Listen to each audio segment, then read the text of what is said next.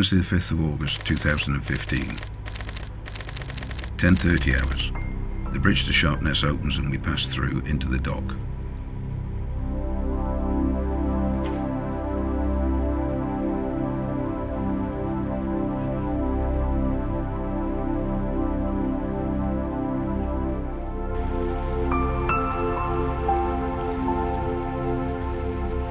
Then into Sharpness Sea Lock. 10:50 hours. Wye Invader 2 is secured in the lock. The water is lowered about 4 metres to river level. Then we move out of the lock chamber to the port side of the pontoon to wait for high water at 12:13 hours. Final check.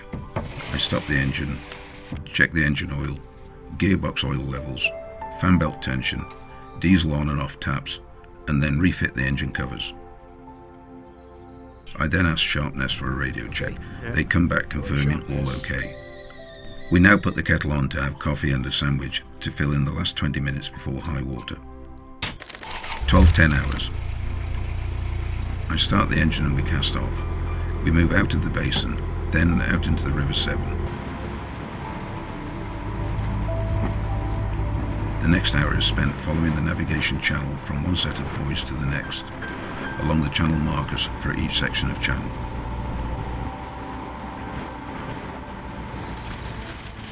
13:10 hours. About 1 mile upstream of the old Severn Bridge, the wind increased from the southwest. This then became a window at the tide situation. The waves increased from about 18 inches to 3 foot. I eased off the engine revolutions to slow the speed of Wye Invader 2 slightly.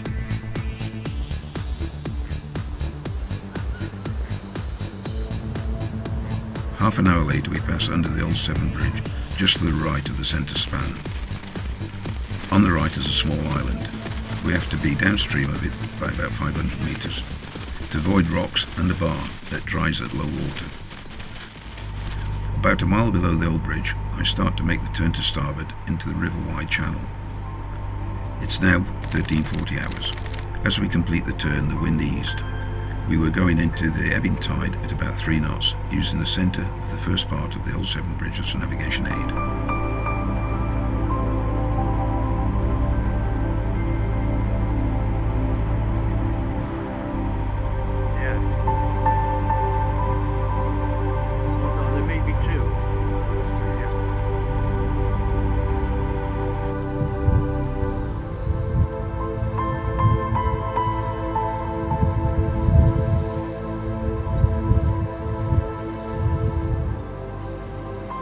Fourteen 20 hours.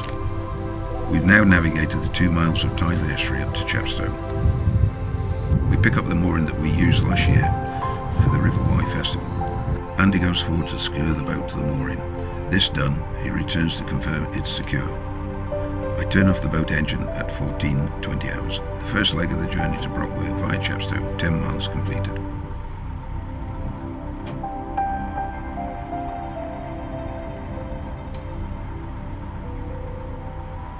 14:20 hours to about 1700 hours. The weather was overcast and not too warm. We sat in the cabin in Wye Invader 2 listening to Radio Bristol. Andy put the kettle on the stove. We took the opportunity to look at the OS map for that part of the Lower Wye, as well as a chart for the River Severn from Chepstow down to Portishead for Friday's leg, Brockway to Portishead. When we finished there, 18:30 hours. Evening meal. Listening to Radio Bristol. Played cards. 0100 hours. Time for a last check on deck, then sleeping bag time. 0800 hours, 0900 hours. Breakfast, talk about the tide and various weirs we have to be aware of as we pass over them on the way upstream to Brockway later today. Around the corner to Brockway. 0830 hours. As we sit having breakfast, the tide started to flood back. The moored boats started to move on their anchor chains. In a few minutes, they were facing bows into the oncoming tide. We now have to wait until about 10:30 hours for the tide to rise about halfway up the riverbank. When the pontoon outside the boat inn starts to float, this will give us enough draft to clear the underwater rocks and the remains of stone weirs that have been in the river since about the 11th century for catching salmon. Other weirs provided water for the many corn mills above the tidal limit, Perhaps the most famous is Severn, which provided water power for its iron foundry, which was modernised in 1630 with a rebuilt 100-foot lock and stone weir. I start the engine, check it's running okay. Andy goes forward to the bow. I put her in forward gear to take the weight off the mooring ropes and chains. Andy lets go and we move forward to the right bank and let the tidal flood take the bows round whilst holding her in a stern gear near to the bank. 2 minutes later, we're in forward gear moving upstream towards Chepstow town bridge. The second bridge arch from the left bank. The centre arch has now been restored and has restricted air draft, so it's not available for navigation purposes. 1100 hours. As we pass through the bridge, the River Wye opens up. Way up on a limestone cliff to the left is Chepstow Castle.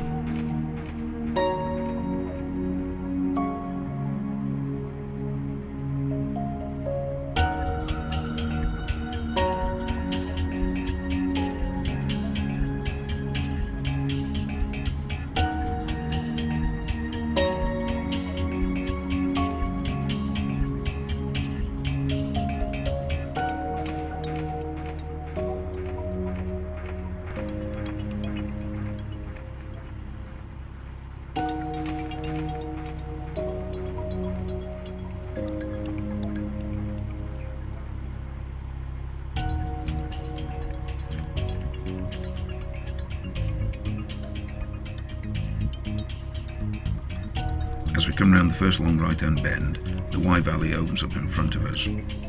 Trees and limestone cliffs as far as you can see, and not a footpath in sight, or person for that matter.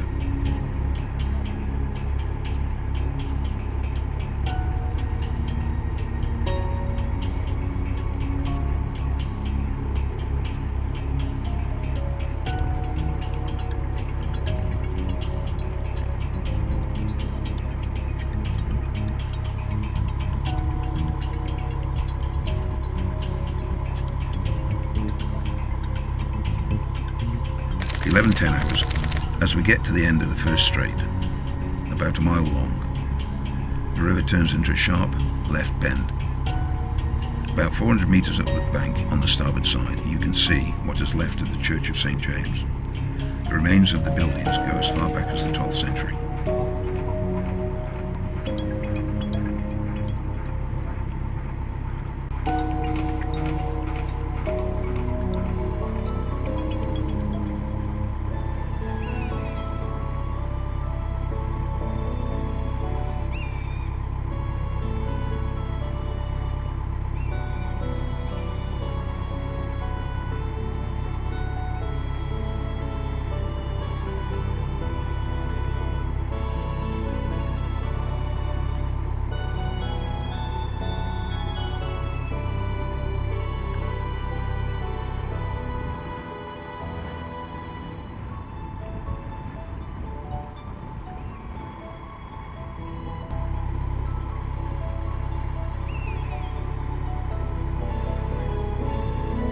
Eleven 20 hours, we pass over what remains of Walter's Weir.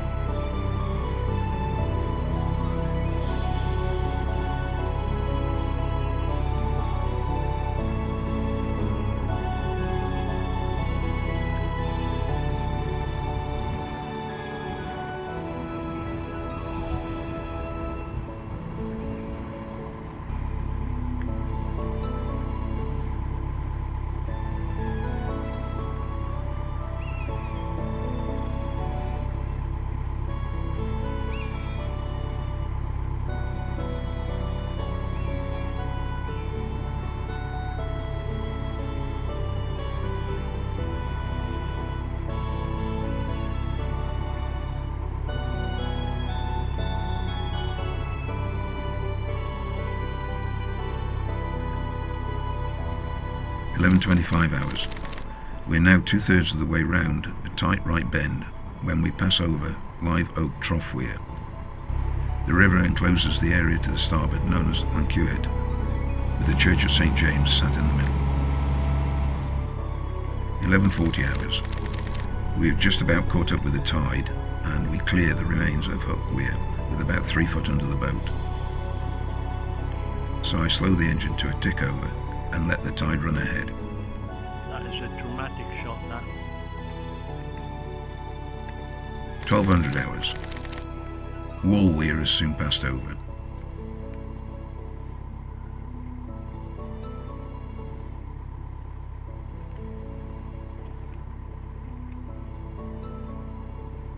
"12:15 hours. As we come round a long bend, we pass over the remains of another weir, Plum Weir. Looking over the riverbank to the port side, you can see Tintern Abbey. In the distance, the river straightens out, and Tintern Abbey is passed on the left.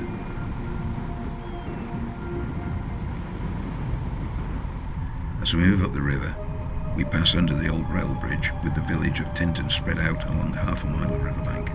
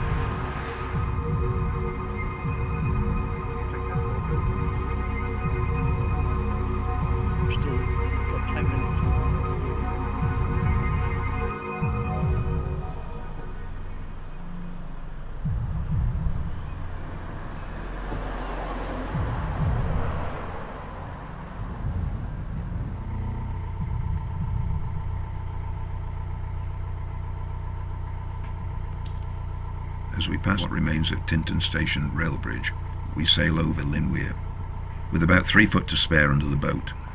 It's not until you walk past these weirs when the tide is out that you get an idea of just how large these weirs were before they were demolished in about 1734 to open the river to be a free and common river navigation for all boats.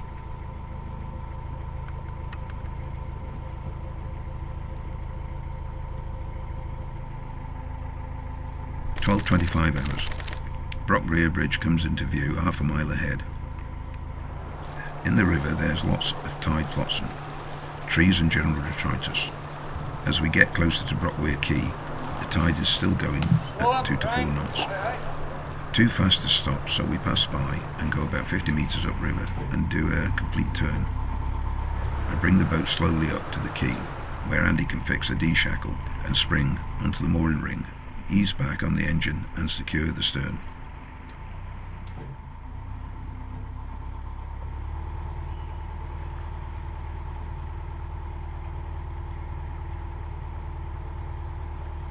"1300 hours.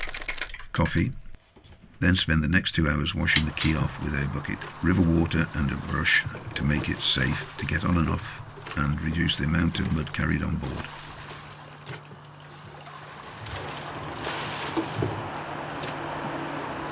1900 hours dinner. 2000 hours, a short walk to Brockweir Inn to say hello and have a few beers with Jim Simpson, a local boatman who has spent over 50 years reminding people of the local navigation history as well as having his own boat on the Wye. 23:30 hours, sleeping bag time. Friday the 7th of August, third day. 0200 hours, high water, check the mooring, height of tide against the quay, all okay.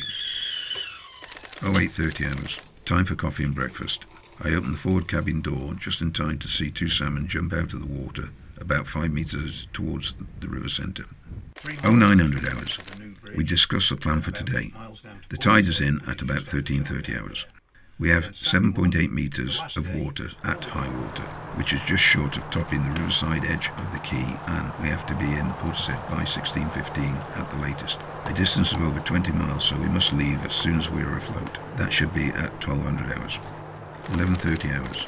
We're now afloat and the river is filling quickly. We remove all the mooring ropes and D-shackles, apart from the bowspring which runs through a rope loop on shore for ease to pull out on board to save time when we depart the mooring. Having checked the oil levels and coolant, start the engine and move forward to enable Andy to pull the bow spring. He shouts back, all clear. Then he pushes the bow out into the oncoming tide.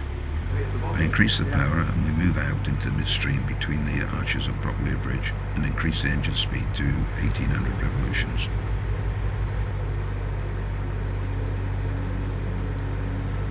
What road's that one on?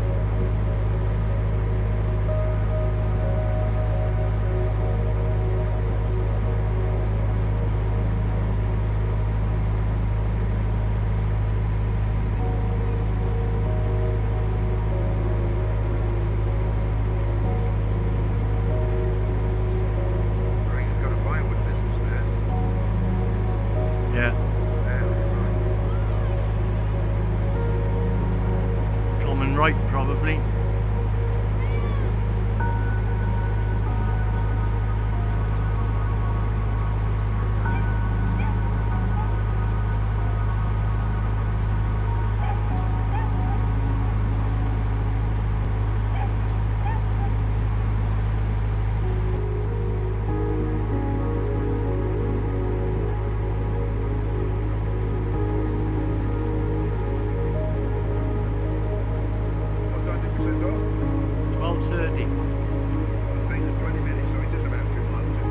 Yeah, 10 minutes a mile.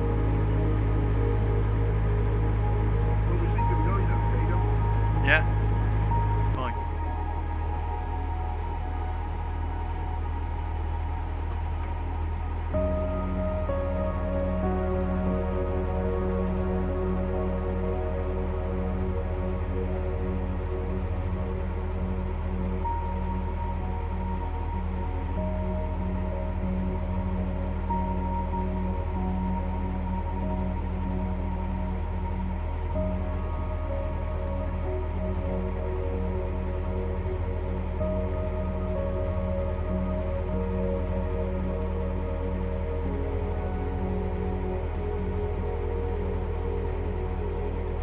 We are on our way back downstream, doing about 6 knots as we pass through Tinton and under the old rail bridge. The Abbey passes on our starboard side.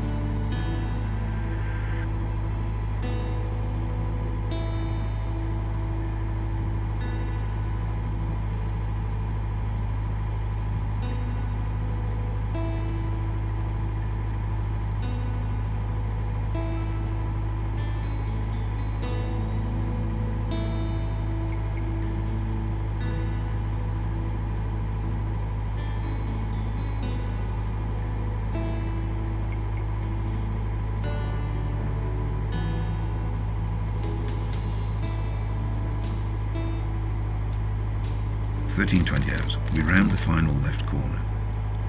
Chepstow Castle is high up on the right, high up on its limestone cliff. Chepstow Bridge is just ahead. We pass under the second arch from the right bank.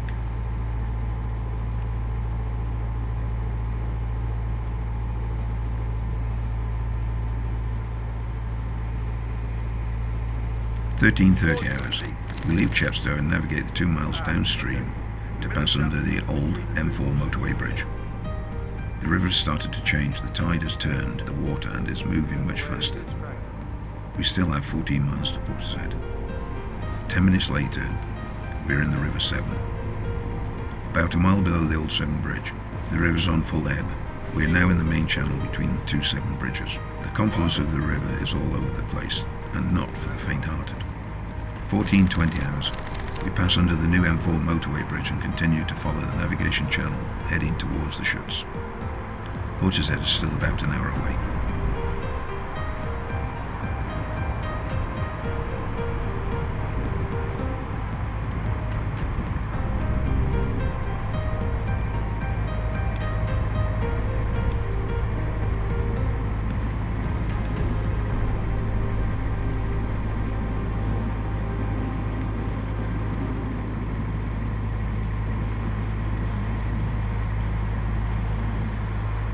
"15:10 hours. About halfway to Portishead, we are required to contact Bristol VTS, the harbour authority for this area of the Severn navigation, to ask whether there are any commercial activities we need to be aware of, and perhaps more important, let them know who, what, and where we are on their navigation chart.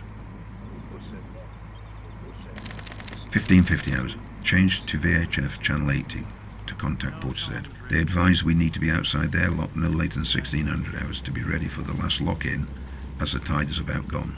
The lock dries at low water. 1600 hours. We pass the outer sea wall and turn to starboard.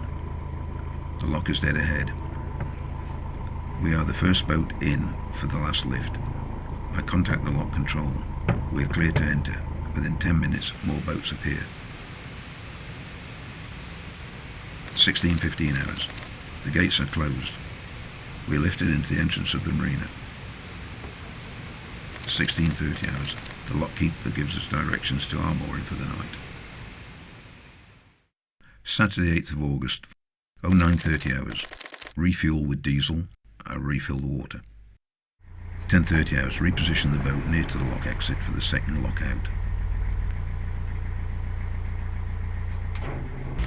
1100 hours. We move into the lock for 11:30 hours for lockout. 11:30 hours. There are delays due to not all the boats being ready. 11:45 hours. We are locked out 15 minutes late. We contact Bristol VTS to inform them of our destination and ask if there is any commercial traffic we need to be aware of. We must pass under the new Severn Bridge by 12:45 hours or make for Chepstow, because we're on the last 3 hours of tide. As it's a neap and not a spring tide, there's not enough volume of water, so the height will not be as high. Portishead will soon be dry, and so will Sharpness. 11:50 hours. We're clear of the other boats. They're going fishing in the Bristol Channel. We are the only boat going to Sharpness. 12:35 hours. We pass under the new M4 Severn Bridge. 2 hours of tide to go, and we should be on time for Sharpness. You're doing 6 miles an hour. Yeah. That's fine. All you need to do. But don't forget. 13:11 hours. We pass under the old Severn Bridge. Well to the right of the left bridge pier. Just to note, 25 metres to the right and about 20 metres up the channel, there is a navigation channel marker made out of steel strips. In low light, it's very difficult to see.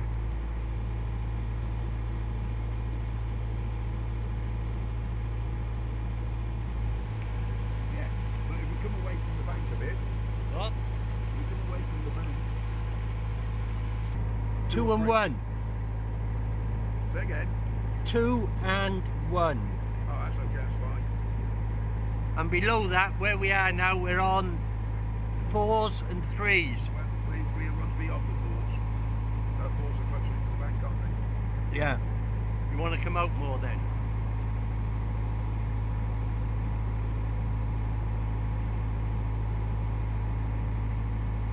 14:30 hours.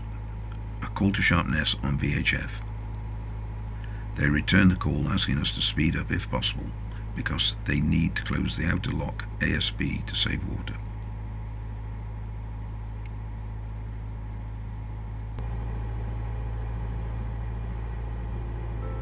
14:50 hours, we enter Sharpness. Both lock gates are open.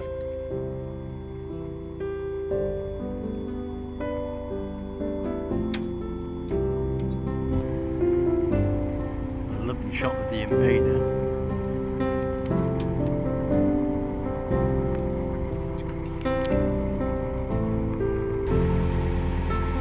$1,500 hours. Two gates are closed as we pass through. 20 minutes later, we are in the dock, passing through the swing bridge into the canal.